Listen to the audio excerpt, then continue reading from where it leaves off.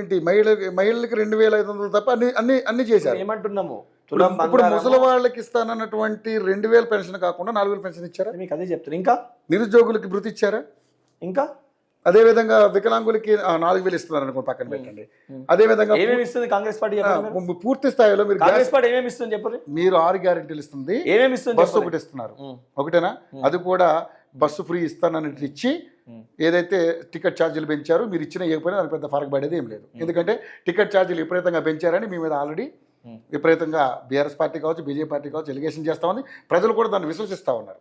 So free bus వల్ల ఏ మహిళకి use లేదంటూ కూడా మాట్లాడుతా ఉన్నారు. రవి గారు మీరు కెమెరా పట్టుకొని రండి, పోయి వీడియో తీద్దాం బస్లది. బస్లో మహిళలు ఎంతమంది ఉన్నారు, పురుషులు ఎంతమంది ఉన్నారు చూద్దాం. ఓకే, 90% మహిళలు ఉంటారు. వాళ్ళని అడుగుదాం, 10 మందిని అడుగుదాం. అంటే మహిళలే తిరుగుతున్నారు. రవి గారు నేను ఏమంటున్నా, వాళ్ళని అడుగుదాం స్కీమ్ కరెక్ట్ గా వస్తుందా లేదా అని. అడుగుదామా? ఎన్ని కొత్త బస్సులు పెట్టినాయో చూపిస్తాం మీకు. సరే, ఒక రోజు కెమెరా పట్టుకుని మీరు ఇద్దరం బస్సులో ప్రయాణం చేద్దాం. పక్కానే దీనికి రెడీ. ఇన్ కేస్ గిన మహిళలు హ్యాపీగా ఉన్నారంటే మీరు ఇష్ట పెడతారా జర్నలిజం? నేను జర్నలిజం విడిచిపెట్టేస్తా. మహిళలు హ్యాపీగా ఉన్నారు ఓకే, లేదంటే మీరు ఎమ్మెల్సీ విడిచిపెట్టేస్తారా? ఇష్ట పెడతారు పక్కా 100%. రైట్, ఇది రికార్డ్ అవుతుంది చూడండి. ఛాలెంజ్ చేశారు వెంకట్ గారు. 100%. నిజంగా మహిళలందరూ కూడా సంతృప్తిగా ఉంటే నేను జర్నలిజంలో మళ్ళీ ఎక్కడ కనపడండి. ఓకేనా? రైట్.